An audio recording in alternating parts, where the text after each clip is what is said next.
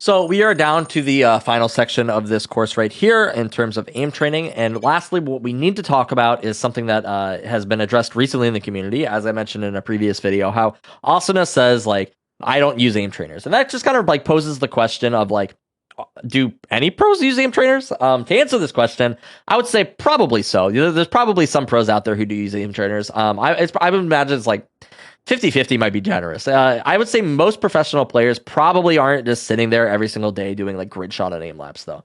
That being said, there's still a lot of value to these things, and that's what I wanted to talk about, right? As I mentioned earlier, there's a lot of value in just like training mouse control for these newer players. There's a lot of players who aren't used to tracking. They're not used to flicking and playing these games where they need to perfect their aim. And these things are great for like kind of expediting the process on that, making sure that you're learning these things as fast as possible, and you're learning how to feel comfortable using your mouse, right? So this is great for a lot of players in that respect. The other thing that it's great for in general is just warming up, right?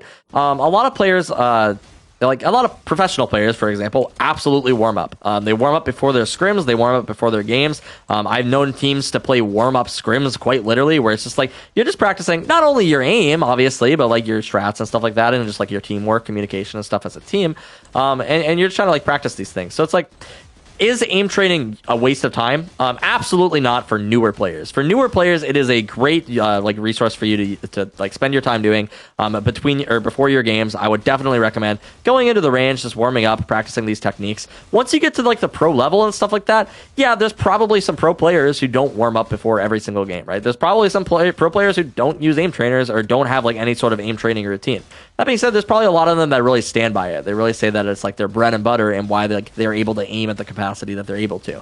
At the end of the day, there's a quote that I've heard from a lot of top tier players in everything. It doesn't matter if it's American football, if it's Valorant, if it's CSGO, League of Legends. The players who are generally the best at the game, whether it's mechanically, like teamwork wise or whatever, are generally the players that play the most. And like whether that's I mean, like obviously don't take this as gospel and just like play the game all of the time. But I'm willing to bet that if you played the game all of the time and you spent a lot of time actually like critically thinking about what you're doing, you'd probably get a lot better at the game. Obviously, the more time that you put into it, the better you're going to get.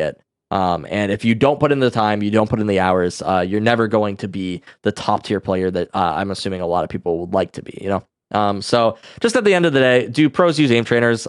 Probably not. Pros probably play a lot more than you. So it's like, I wouldn't take that as like a gospel, like, oh, well, pros don't do it, so I shouldn't do it. It's like, you should be putting time into the game, whether that's running DMs, whether that's practicing in the range, whether that's doing aim labs and stuff like that. If you want to get better at something, you have to do it.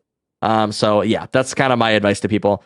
Maybe there's more efficient ways to do it, but if you're putting in the hours into like literally any of these ways, I guarantee you will improve as a player so much. So whether that's aim labs, Kovacs, range, deathmatch, these things will benefit your play. You will see benefits from using these and building up these aim training routines. And yeah, hope this is helpful for people. And let's move on in the course here.